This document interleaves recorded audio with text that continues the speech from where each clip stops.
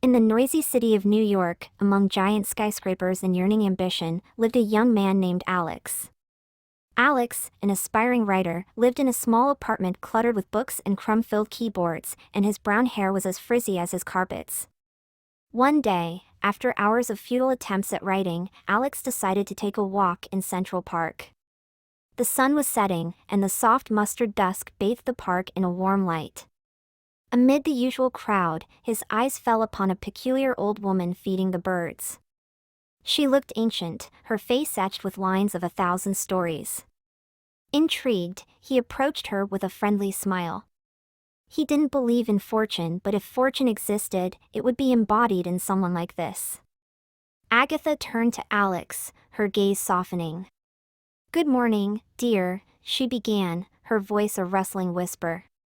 "Remember to take good care of yourself. Mind, body, and spirit." She gestured to the world around them. "And keep your mind open. There's so much to learn."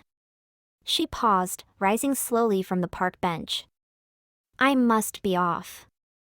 The hummingbirds at home will be wondering where their breakfast is."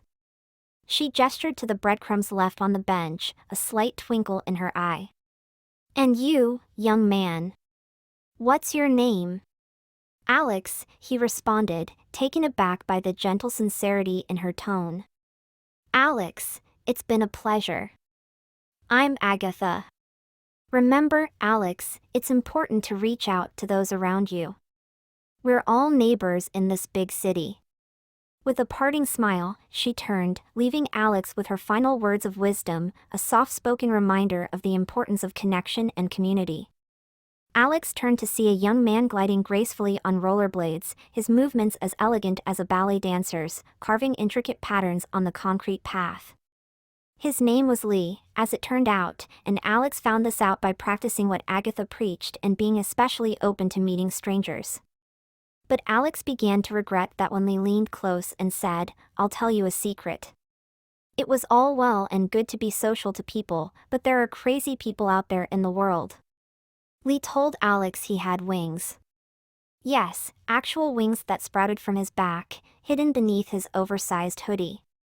Alex was taken back and retreated several steps away, but his writer's mind was captivated, sensing the beginning of an incredible story, albeit one he didn't believe.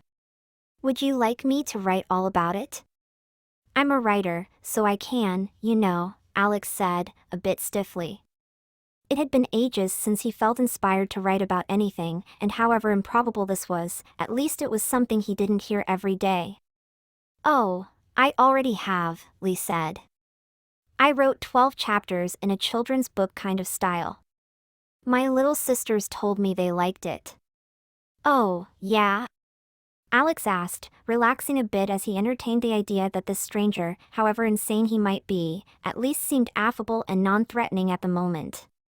He pulled a small, wallet-sized notebook out of his back pocket, a little yellow spiral one he had purchased just that morning from the school supplies section of CVS, hoping to follow the observe everything artistic advice that was circulating.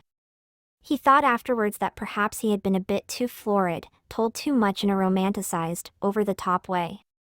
The resulting story, almost a fairy tale, seemed something that a person's little sisters could enjoy. But from a literary standpoint, it was like a cheap lollipop, and he knew he'd have to just discard it if he couldn't do better. "Okay, Lee," he said. "I've got to say I'm embarrassed to present it like this, but I'm taking notes on the spur of the moment, and this is what I've got." Alex in fact had 12 chapters, starting from the part of Lee's story when he was just a kid in high school, when he first learned about the wings.